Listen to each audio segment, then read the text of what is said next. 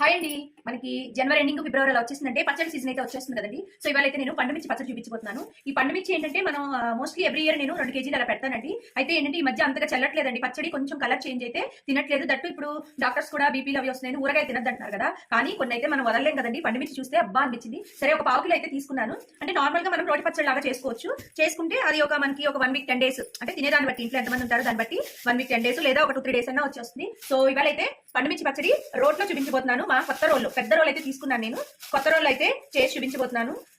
ఇవి పావు kilo 20 rupees అండి. బాగున్నాయి. అయితే మనం కొలతలు వేసుకునేటప్పుడు ఏంటంటే పండుమిర్చిలో 2 రకాలు ఉంటాయి. కొంచెం కారం ఉన్నవి, కారం లేని ఉంటాయి. మీరు అడిగి తీసుకోండి. ఇవైతే ఎక్కువ కారం లేవట. సో వీటినైతే ఫస్ట్ అంటే కడగద్దు, కడిగితే వాటర్ దాంట్లోకి వెళ్ళిపోతాయి. క్లాత్ పెట్టి తుడవండి. అంటే ఎక్కువ చేసుకుంటే ఏంటంటే కడిగి మనం ఫ్యాన్ కింద ఆరబెట్టేస్తాం. ఇవి కొంచెమే చేస్తున్నాం కదా, సో క్లాత్ పెట్టి శుభ్రంగా తుడిచినా సరిపోతుంది. మరి చూస్తేనే నోరు ఊరిపోతుంది కదా పండుమిర్చి చూస్తేనే. మరి ఇంకా లేట్ చేయకుండా మనమైతే పండుమిర్చి పచ్చడి చేసేసుకుందాం పదండి. ఈ క్లాత్తో తుడుచుకునేప్పుడు క్లాత్ కొద్దిగా తడపండి. తడిపితే మనకి దీని మీద ఏదైనా డస్ట్ కానీ అలాంటిది ఏమైనా ఉంటే పోతుంది. అయితే కాయలు బాగా ఫ్రెష్గానే ఉన్నాయండి. సో క్లాత్ పెట్టి తుడిచేయచ్చు చక్కగా. అయితే తడి క్లాత్తో తుడిచిన తర్వాత అవి కొంచెం ఆరనివ్వాలి. జస్ట్ కొంచెం ఆరనిస్తే సరిపోతుంది. లేదా మీరు కడిగినా పర్వాలేదు, ప్రాబ్లం ఏం లేదు.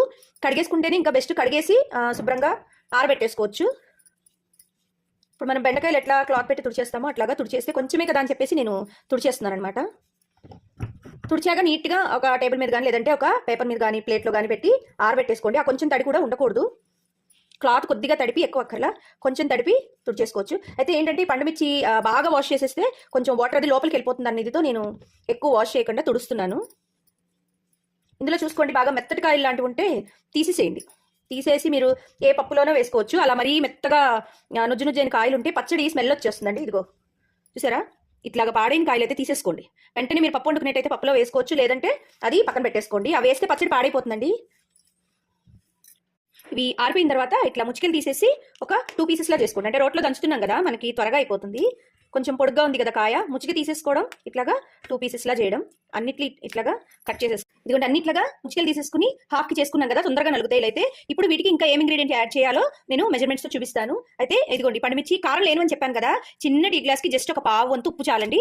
మీకు రాళ్ళు ఉప్పు అంటే కళ్ళుప్పు అంటారు కదా, అది ఉంటే బెస్ట్. అది లేదు, సో సాల్టే తీసుకున్నా. జస్ట్ ఒక పావు వంతు తీసుకోవాలి, అది పావు గ్లాస్ తీసుకోవాలి. మనకు ఒకవేళ ఉప్పు తక్కువైతే తర్వాత కలుపుకోవచ్చండి, ఎక్కువైతే చాలా కష్టము. తర్వాత చింతపండు మామూలుగా మనం కేజీకి 150 గ్రాములు వేస్తాం, గుర్తుపెట్టుకోండి. కేజీకి 150 గ్రాములు వేస్తాం. ఇవి పావు కిలో కాబట్టి జస్ట్ ఒక పెద్ద నిమ్మకాయ సైజ్ అంతా తీసుకున్నాను. తర్వాత ఇదిగోండి మెంతులు, ఆవాలు వేయించిన పొడి.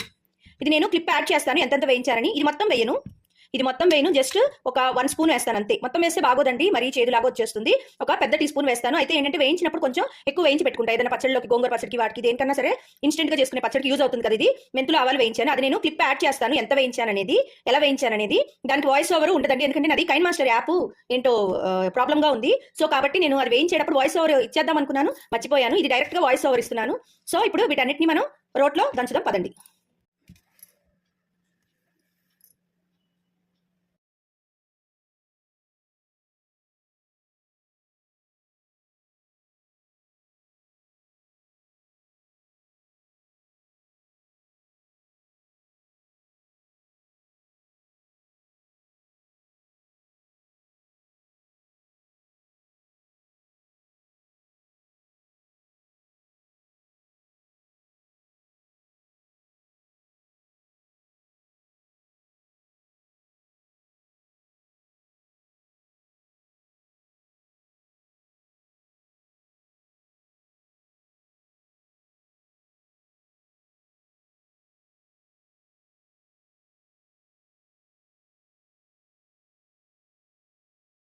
ఇదిగోండి మన కొత్త రోలు. ఈ రోల్ స్టోరీ అయితే చెప్తాను నేను. సో రోలు బండ కొత్తది తీసుకున్నాను.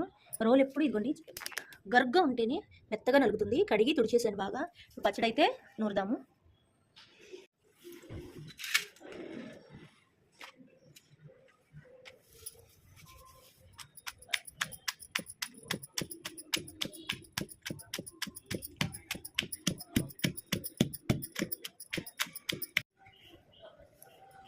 కొద్దిగా మెదిగాక, అంటే 2 వాయిల్లో వేసుకున్నాం కదా, కొంచెం మెదిగాక సగం చింతపండు అలాగే సగం ఉప్పు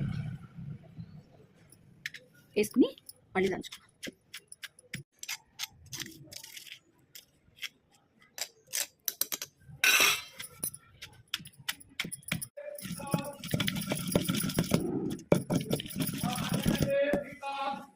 ఈ మాత్రం మెదిగిన తర్వాత తీసేసి రెండో వాయి కూడా దంచుకుందాం. తర్వాత మళ్ళీ మొత్తం కలిపి మెంతిపిండి ఆవపిండి ఉంది కదా, అదిను పసుపు వేసి మొత్తం కలిపి ఒకసారి దంచాలి. అంటే రోల్ నిండా ఉంటే కొంచెం బాగా మెత్తగా దంచడానికి బాగుంటుంది.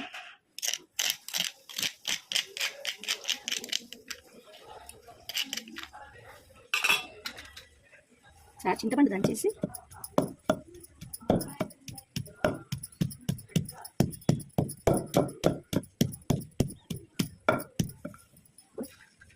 మిగిలిన కూడా వేసేసుకుందాం.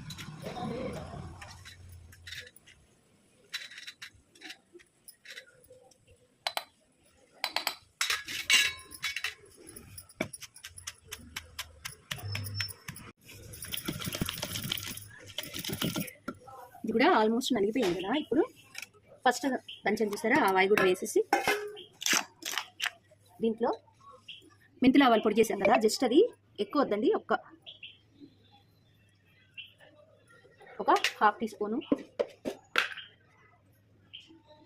అలాగే కొద్దిగా పసుపు వేసేసి ఒక్కసారి మిక్స్ చేసి ఇప్పుడు మెత్తగా దంచేయడమే. మనకి ఎంత మెత్తగా కావాలో అంత మెత్తగా. అంటే రోల్ ఫుల్గా ఉంటే మొత్తం ఒకే వాయిలాగా కొంచెం నలుగుతుంది. మీకు పత్రం కనుకుంటే రుబ్బేసుకోవచ్చు, హ్యాపీగా రుబ్బేసుకోవచ్చు. భలే నలిగిపోతుంది పత్రంతో రుబ్బేస్తే.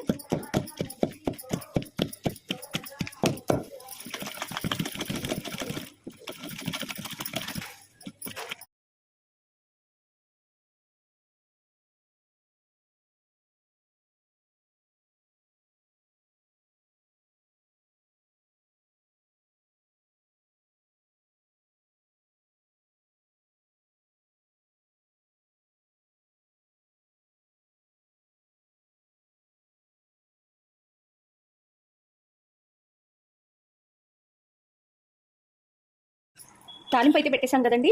ఇది కొద్దిగా తాలింపు చల్లారాగా, అంటే ఆల్రెడీ చల్లారిపోయింది. దీన్ని జాడీలో కానీ సీసాలో కానీ పెట్టుకుంటే చాలా బాగుంటుంది. పచ్చడి అయితే కొంచెమే అయింది కదా, సో ఇలాగా మనం ఎప్పటికప్పుడు చేసుకోవచ్చు అనమాట. ఇప్పుడు టేస్ట్ చేద్దాం, మరి ఎలా ఉంటుందో చూద్దాం. సో కంచంలో ఫస్ట్ ఉత్తన్నం పెట్టుకోకూడదు కదా, అందుకని ఈరోజు మాదైతే తోటకూర పప్పు, అది కొంచెం వేసుకున్నా కానీ ఫస్ట్ పచ్చడే టేస్ట్ చూస్తానండి. రైస్ అయితే వేడి వేడిగా ఉంది. పొద్దున పూట బాక్సెస్లోకి చేసేస్తాను కదా, చలికాలం కదా, తర్వాత మళ్ళీ వండుకుంటాను. మార్నింగ్ ఓన్లీ పిల్లలకి మా వారికి మాత్రమే వండుతాను. సో ఇప్పుడు మన పండు మిర్చి రోటి పచ్చడి మిక్సీలో వేస్తే మెత్తగా వస్తుంది, కాకపోతే రోటి టేస్ట్ రోటికే కదండి. దీంట్లో కొంచెం ఆయిల్, నెయ్యి బాగోదండి ఇలాంటి పచ్చళ్ళకి, నూనె బాగుంటుంది. కొద్దిగా ఎక్కువ వద్దు, కొద్దిగా ఆయిల్ వేసుకుని, కొద్దిగా ఎక్కువ పడినట్లేదు, కొంచెం ఆయిల్ వేసుకుని ఇప్పుడు వేడి వేడి అన్నంలో మన ఎర్రటి పండుమిర్చి కారం. ఇది మా చిన్నప్పుడు అయితే దీన్ని పండుమిర్చి కారాన్ని కొరివి కారం అని కూడా అనేవాళ్ళం అండి. మరి ఎందుకు ఆ పేరు వచ్చిందో తెలియదు కానీ మా ఇంట్లో మా అమ్మగారు వాళ్ళు, మా బామ్మగారు వాళ్ళు, మేమేమో కొరివి కారం అనేవాళ్ళం. రైస్ చాలా వేడిగా ఉంది.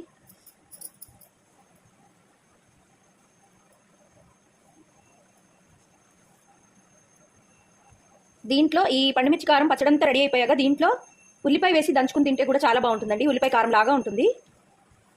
ఈ పండుమిర్చి తొక్కులు ఉంటాయి చూసారా, ఇవి చాలా ఇష్టం నాకు, అట్లాగా తింటూ ఉంటే చాలా బాగుంటాయి. పచ్చడి అయితే కలిపేసుకున్నాను. వేడి వేడి అన్నం బాగుంది, పచ్చడి బాగుంది. టేస్ట్ అయితే చూద్దాం, అస్సలు మిస్ అవ్వకండి. పండుమిర్చి ఇప్పుడు వస్తున్నాయి కదా, చేసుకోండి. ఊరగా పెట్టుకున్నా పెట్టుకోపోయినా ఇలా ఒక 1/2 కిలో అయినా. నోట్లో నీళ్లు ఊరిపోతున్నాయండి.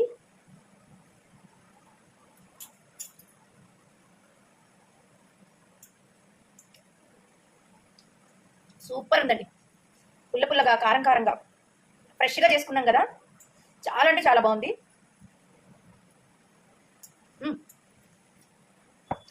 అద్భుతంగా ఉంది, అస్సలు మిస్ అవ్వకండి. ఇప్పుడు బాగా ఫ్రెష్ వస్తున్నాయండి. ఖచ్చితంగా ఊరగాయ తర్వాత పెట్టుకున్న ఒక 1/2 కిలో అయినా తీసుకుని చేసుకోండి. మరి మన రెసిపీ నచ్చితే ఖచ్చితంగా లైక్ చేయండి, ఓకేనా అండి? కామెంట్ కూడా పెట్టండి. ఫస్ట్ టైం చూస్తే ఛానల్ని సబ్స్క్రైబ్ చేసుకోండి. మరొక మంచి వీడియోతో మీ ముందుకు వస్తాను.